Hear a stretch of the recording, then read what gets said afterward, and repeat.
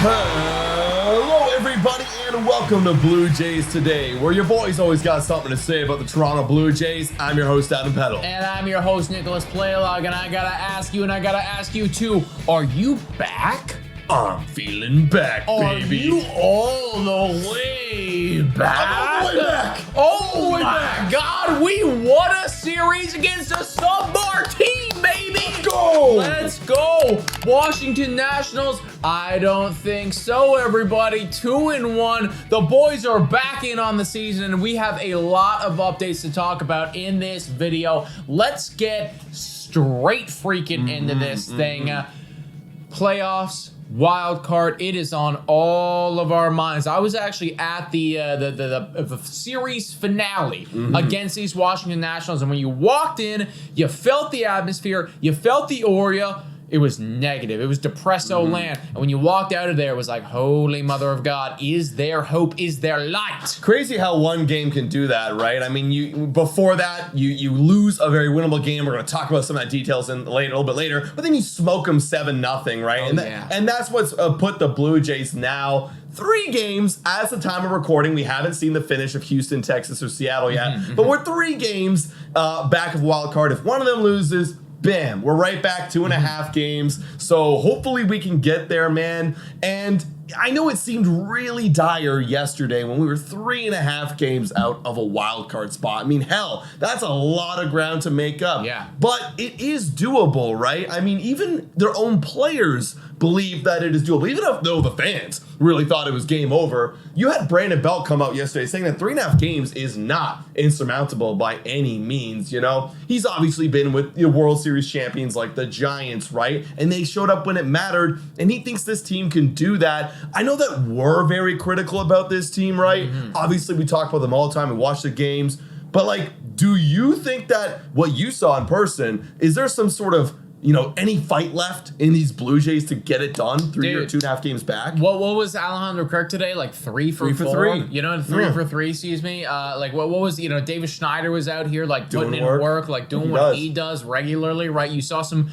good pieces. Hell, Kevin Biggio even had a good piece. The whole bottom of the lineup Everybody was popping off right there, you know, like they want it, right? That is the atmosphere in the ballpark. And again, when you were walking in, even though there was depresso land among the fans, you felt that they knew what this meant. Yeah. You know, even though they're coming out, they're going to say, it's like, yeah, wow, okay, yeah, like, you know, 3.5 games, it's whatever, like, we can handle this. Sure, you can handle it mathematically. You're not eliminated by any stretch of the imagination. But if you lose that game against Washington, if you have Cleveland and then Washington, 2 below 500 teams, walk into your home ballpark and beat you, you know, like take the series each, you know? Yeah. That really does feel to me like this is the end of the line. Let's pack it up, boys. Like, this is done. They put up and they showed up and they told everybody, they told themselves it's not 100% finished yet. So at the very least, you got to give him credit for that. Yeah, and you got to get performances like you saw from Bassett today. 8 shutout innings. You needed that, man.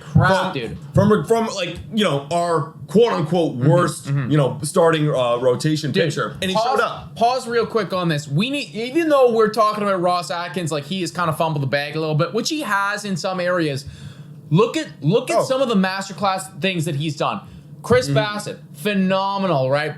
Brandon Belt, he comes out, he says this right here, veteran presence, also just a phenomenal fucking baseball player in his own right, you know? So, I'm actually, you know, I haven't come out and, like, really shout on Ross Atkins at all this season because I actually really like what he's done with this team because overall, yeah, you could really point to the Varsho trade and go, L. But like, hey, we still got 2 more years, right, of Dalton Varsho. What are we going to produce out of him in those next 2 years? We don't know yet. So I haven't really been like, that's an L. But I love the Kiermaier, and I love the Belt, and I love the Bassett. I love the Gosman. I love everything that has built us to where we are. I love him changing the bullpen. Yeah, sure. Are the boys with the bats not doing it this year? They're not really. But hey, you're going to have most of your rotation next year. You're going to maybe add some additions. I believe in Ross Atkins that he's going to do that. But going up to this point, he's put the guys on the field to get the job done. And hey, you know, Brandon Belt, he's saying that the boys can get it done. So I just wanted to make that a point out there. Hey, I think he's doing it, man. I think he's done it. I've always been of the mindset where Ross Atkins, if we do end up missing playoffs this year, if Ross Atkins goes, it's just because somebody's got to Someone's got to be right. named. Like that's exactly, Yeah. you know what I mean. And it's not going to be Mark Shapiro because like he's doing the whole renovation thing, and it might not be John Schneider because he's just a new coach and you just extended him and blah blah blah blah blah. Yeah. So like Ross Atkins might just get the raw end of the stick. But I do tend to agree with you where the guys that we've brought in right now, Kevin Gosman and Whit Merrifield and all those dudes, especially Brandon Belt, are putting up. If we didn't have those guys, playoffs would have been we're not here. We're in the Yankees position right now. Yeah. We're in Yankees position, and I just want to come out and say right now, like again, even if we don't make it and all of that, I am very thankful that we have dudes like Brandon Belt that are coming out and supporting the team, World Series veterans, saying we do still have an opportunity. Now there is, we're talking about firing dudes right here. There is one guy that I'd actually much rather see get fired over Ross Atkins. Right. And that's John Schneider because, guys, the one game that I thought, the one game that we lost and the one game that we should have won to make this not just a series win, but a sweep was that Tuesday night game where we lost by one run and Blue Jays Twitter blew up. I mean, we even talked about it too on the stream.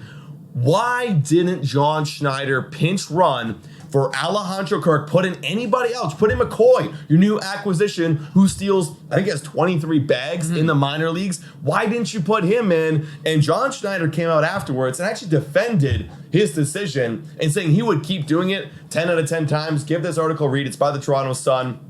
He would continue to make the decision. Why? Because he said he wasn't the tying run, and he wasn't. At the time, it was 5-3. And he also mentions, would have I put somebody in that situation to score the run? Would that make a difference in the ninth? Of course. But I get it. I've always been the mentality too. It's baseball. Like you pinch hit for the guy who's the tying run because that's the run that really matters. You don't really worry about the guys in front because you need hits to string them in, right? Pinch hit or pinch run? Pinch run. You don't pinch run for guys that are not the tying run because you still are relying on a bunch of hits to happen, right? So you need hits to happen. But however, if you look at the situation when you're in the 8th inning, you're not going to see Alejandro Kirk's coming back up again. So I think you put Kirk in when you see him go over to third with one out and like, hey, we need to get a run this inning. You're probably not going to get Kirk's spot back up in the lineup for a 9th inning where you need to get one more run. I would pinch hit in that situation because he's the DH in that situation. It seems like obvious. Like rules are rules in terms of management, but the rules are made to be broken. And I think you should have broken right there. And everyone agrees on Twitter. I think that this is the dumbest thing ever, dude. And I think that the fact that he came out and he said that 10 out of times I would have done this means that I'm sorry that you're just not suitable for the job. No. If you're going to do this every single time, then we don't want you to be the manager, because I disagree with what you're doing. Exactly. What are you telling Dalton Varsho to do in that scenario then? Hit a ball in the air. Yeah. Okay, that's what? the goal. He hit a medium deep fly ball, which should score anybody else. Exactly. And it didn't score. Well, exactly. So if that's what you were looking for, he went up and he did his job, but you didn't do your job in changing around the runners. You do it all of the time. And what pisses me off is that he's coming out and he's defending his decision right now. You did the same thing with Davis Schneider, like less than a week ago. That we've watched you do this. We've watched you do this with Alejandro Kirk in the past as well, taking him out in situations like that in the late innings.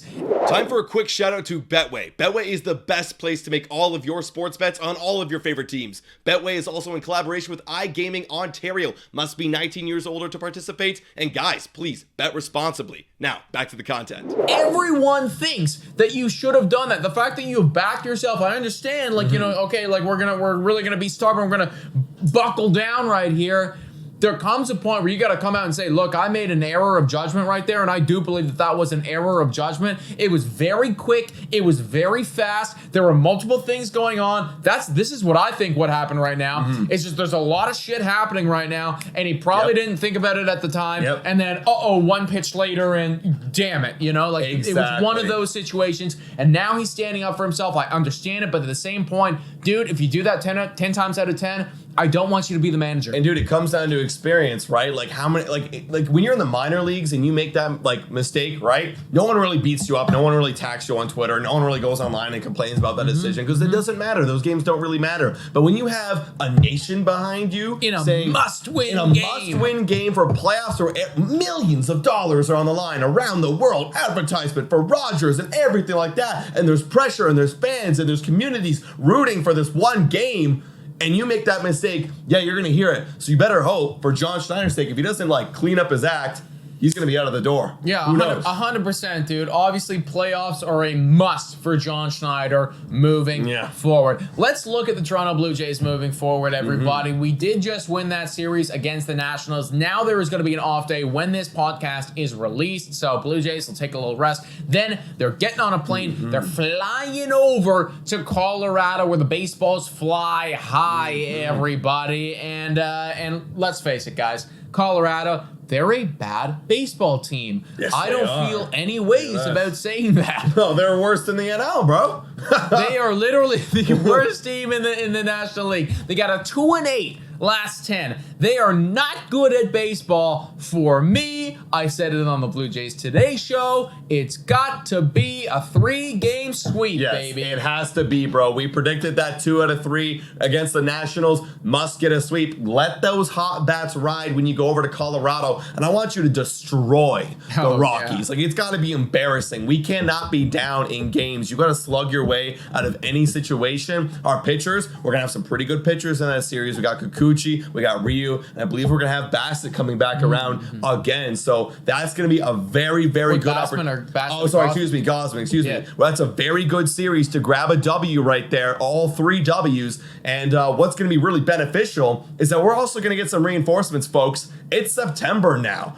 When it comes to the Rocky series, we're going to have the roster expanding, folks. 2 more roster spots are available, 1 for the pitching side of things and 1 for the position player side of things. Now, we all know that it's going to be Chad Green. It's pretty much given at this point. He's been rumored to be coming up for a while. There's talks of him coming up this Friday. Some Blue Jays analysts have been chatting about it. So it does seem that it is inevitable. Chad Green's going to be joining the Blue Jays when the rosters expand. Great, dude. I'm about it. At the end of the day, like, we go out, we get this guy in the offseason. We have not seen him at all. He has been good in his history, right? Like, he's got a 3.17 ERA on his career. That is absolutely phenomenal. You bring that guy, you put him in the bullpen. Okay, I freaking love it. So Chad Green deserves to have a spot just based on his history.